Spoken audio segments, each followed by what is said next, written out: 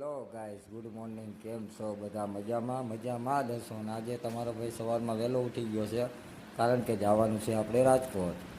અને આજે આપણો લોક ડે છે 12. અને કાનભાઈએ વહેલા ઉઠાડી દીધા હતા. બારે અંધારું ઘનઘોર હતું. લાઈટ કરીને તમને ઘડિયાળ બતાવી જાઉં. 5 વાગ્યાનો જાગ્યો છું, વાગવા આવ્યા છે. તો હવે જવું છે રાજકોટ. તો તૈયારી કરી ને બહાર નીકળીને જોયું તો આપણા ઘરે જ દિવાળીનો માહોલ છે. પછી ડેલી બહાર જોયું, ગાડી તો પડી છે ને, વહેલો ઉઠી ગયો જવાનું. પછી ગાડી લઈને ભાઈ નીકળી ગયા રાજકોટ જવા માટે. રસ્તામાં તો હું એક જ જાણે જાતો એવું લાગતું હતું. રાત્રે પણ મોડો સૂતો હતો, એટલે નીંદર આંખમાં ભરી છે. ત્યાંથી સીધો નીકળી ગયો રાજકોટ બાજુ. પછી આ એક અમૂલ ડેરી પાર્લર ખુલ્લું હતું, ત્યાંથી સીધા આવી ગયા જીગાભાઈ ફાટેકે. ફાટેક ક્રોસ કરવાની છે. હજુ આ રસ્તો કાંઈ ખ્યાલ નથી આવતો અંધારામાં. સોરી ગઈ હજુ બારે નીકળો છો. ફાટેક તો હજુ આગળ છે.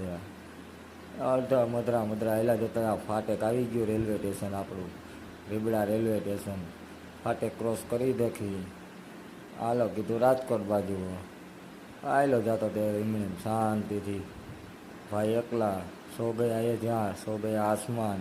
ત્યાંથી સીધો આવી ગયો રીબડા ચોકડી. રીબડા ચોકડી આવી ગઈ. મેં કીધું હોટલે ચા પાણી પી લે, પણ ના, મેં કીધું આગળ સાપર જઈને પીશ. પછી ત્યાંથી જો બે બાજુ રોડ જોઈને મસ્ત વ્યવસ્થિત ક્રોસ કર્યો. જાણે મારા માટે તો રોડ બંધ થઈ ગયો એવું ફિલિંગ આવતું હતું આજે મને.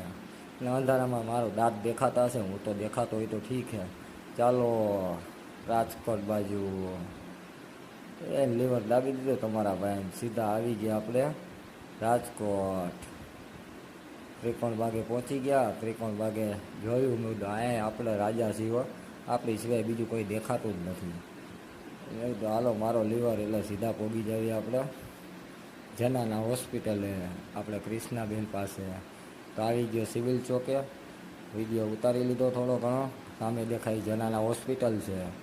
અને હાલો મોઢું જોઈ લ્યો તમારા ભાઈનું. ધૂળ ધાણી રોડ ઉપર કેટલી ધૂળ ઉડીનું કાંઈ નક્કી જ નથી.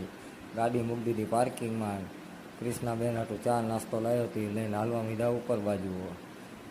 કારણ કે અહીંયા તો આપણા બાપનું ઘર છે નહીં. ઉપર પહોંચ્યો તો ક્રિષ્નાબેન તો જોતા હતા મોબાઈલ.